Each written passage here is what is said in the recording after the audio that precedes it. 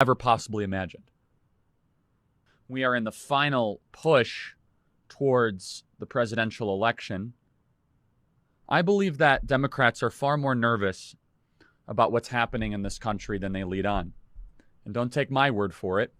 Axios.com, Mike Allen, why Democrats remain nervous about Biden's chances. Thank you.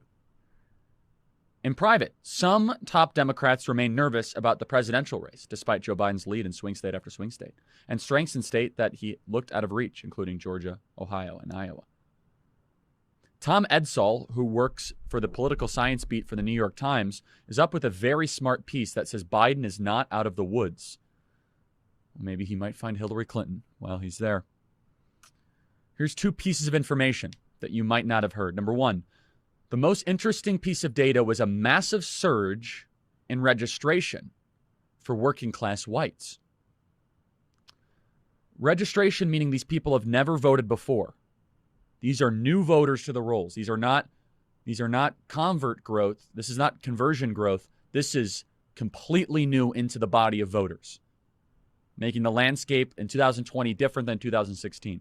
Edsall quotes a Democrat strategist privately circulating a newsletter as reporting that white, non-college, over the age of 30 registration in battleground states had increased by 10 points compared to 2016. And the Democrat margin dropped 10 points to just 6 points.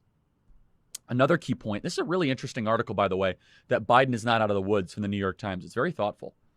I'm sure that someone's going to get fired for publishing it, so it's terrific.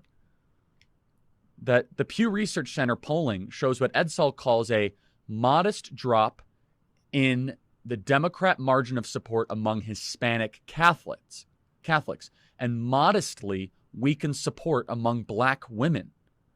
And of course, operatives worry about hazards in properly returning mail-in ballots. The bottom line, as Mike Allen says in Axios.com, the Biden campaign manager, Jen O'Malley Dillon, said, quote, "There is still a long way to go in this campaign, and we think this race is far closer than folks on this website think, a lot closer." And so I actually went and saw Jen O'Malley.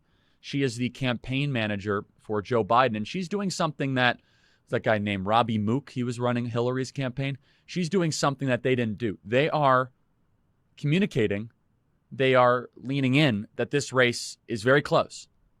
Smart. I got to give Jen O'Malley Dillon credit. That will motivate the Democrat base. They will get a 1 to 2 point surge that they otherwise would not have got because they are scaring their Democrat base that Donald Trump might win again. So that's a smart strategy, but I also think it's true. It's a very interesting piece by Nick Stamatakis. It's a nice Greek name. And it is actually on a website called the Hellenoscope, so of course it's a Greek website. A flood of good news for Trump's reelection. Did you know that 19 million guns were sold so far in 2020? Who do you think those people are going to vote for? The firearm issue is a primary issue for President Trump's reelection. The Democrats can dismiss any dominance that they once had over the Hispanic vote. Puerto Rico's governor, Wanda Vasquez, endorsed Donald Trump, which is a big deal in Florida. I was just in Florida, in Miami. I could tell you, I think President Donald Trump is going to win Florida. And I think the Biden campaign knows that too. The Biden campaign has 2 states that they think they can win to prevent Donald Trump from getting a wave, and that is Arizona and Pennsylvania. Maybe a Wisconsin on top of that. However, Pennsylvania can go from trending to Biden to out of control like that if the black vote does what it might do. In 2016, Trump received 9% of the black vote, but some polling shows that it could be as much as 20%. You look at other information that is coming through, there's no way to be able to articulate the enthusiasm gap. Every Trump supporter is going to show up, every single one, and they're going to bring other people to the polls. And we have to also just understand the unreliability of many of these polls. An incredible statistic just came out from some of the internal polls of the Trump campaign that 30% of participants in Trump rallies have never voted before. Can you believe this? They have not voted in 2018. They had not voted in 2016, and people are showing up to rallies, and they are new on the landscape. And you look at new voter registration numbers, and the skeptic and the cynic will say, oh, these are just former Democrats that have re-registered Republicans. That's why Republicans are outpacing Democrats in Pennsylvania and Florida. I don't think that's correct. There might be millions of new people that vote here in 2020 that didn't vote in 16. And so I have a screenshot on my phone that I was looking over 4 years ago. Do you know how many Twitter followers Donald Trump had 4 years ago? 28 million. You know how many Twitter followers Donald Trump has now? I think it's like 64 million, 65 million. Now you might say, oh, Twitter followers doesn't mean anything. He's obviously been tweeting. He became president. I think those are all fair things. There will be millions of people that voted for Trump this election that did not vote in 2016. And I think there will be hundreds of thousands of people that'll vote for Biden that voted for Trump in 2016. But I think far more people are going to be added to the rolls than subtracted. No doubt. You're starting to see a ever-emerging drumbeat of nervousness and anxiety from Democrats. I think that they've hit their ceiling. I think Donald Trump has not. So if we kind of look at this from a political strategy standpoint, Joe Biden, the reason why he's hiding, the reason why Joe Biden now is trying to retreat is Joe Biden has maxed out the amount of voters that can vote for him. Persuadables, independents, I'm sure that there's a couple people, but basically, statistically, he can go nowhere but down. Donald Trump, not the case. That's why I think that I wish Donald Trump would have agreed to the virtual debate. Donald Trump has a lot of voters he can still win over, has a lot of voters he can still turn out, has a lot of people in the middle and the center right that he has to give a reason for them to vote for him. Talk to the 19 million people that have bought firearms this country. Talk to the Hispanics that have Puerto Rico descent that would look kindly about Wanda Vasquez endorsing him. Speak to the fact that he has put Amy Coney Barrett almost on the U.S. Supreme Court. And I went to NARAL's website. I'm here right now. And they are softly opposing Amy Coney Barrett. There have been, and I guarantee this, Democrat marching orders and internal Democrat memos to say, lean off Amy Coney Barrett. It's not working. In fact, Democrat support for Amy Coney Barrett has doubled in the last week. Trump campaign run ads of Donald Trump and Amy Coney Barrett together in Pennsylvania.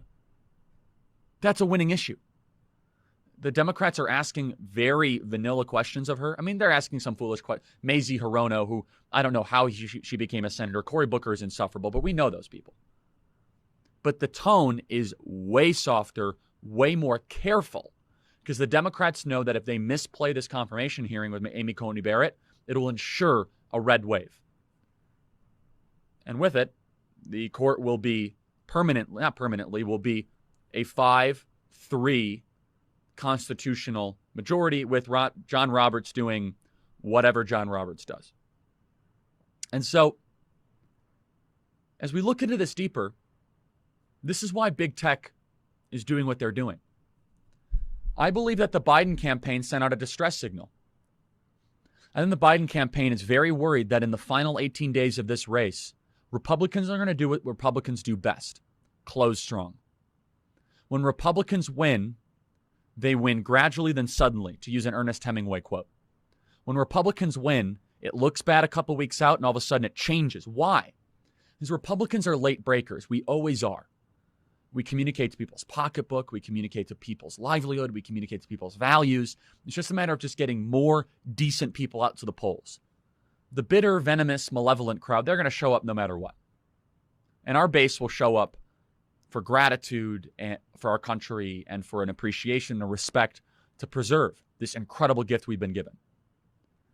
But if President Trump, in my opinion, frames the race against the Harris administration, kind of sidesteps Biden, crushes the debate, this race is still very much to be determined. And Jen O'Malley Dillon, the campaign manager for Joe Biden, It's very smart. I give her credit. She knows what she's doing. President Donald Trump has millions of people out there that he can convince to vote for him. Joe Biden has plateaued his support. Joe Biden has got his coalition. His coalition will not expand dramatically from this point forward. Everyone knows what Joe Biden stands for. Kamala Harris. You can still take a couple people away from them, though. And so, if you look at when Republicans win, they break late. Look at Donald Trump in 2016. He was down in every major poll. In the last 10 days, things just broke in his direction. Same with Ronald Reagan in 1980 against Jimmy Carter. Down in every poll, he surges to victory. Same with George W. Bush in 2000 against Al Gore. He's down in every poll, and he breaks late. Barely wins. Al Gore loses his home state of Tennessee, and George W. Bush wins New Mexico by like 600 votes. Same could be said for H.W. Bush in 1988. Michael Dukakis was up double digits in every major poll in August, September, early October. Willie Horton ad, H.W. Bush breaks in that direction. Donald Trump has an opportunity, if he gets the messaging correct, very disciplined, this thing could get out of control for the Biden campaign very quickly. Because the fundamentals are there. The registration, the ground game, and the enthusiasm. If these polls tighten, this thing might get out of control for Joe Biden.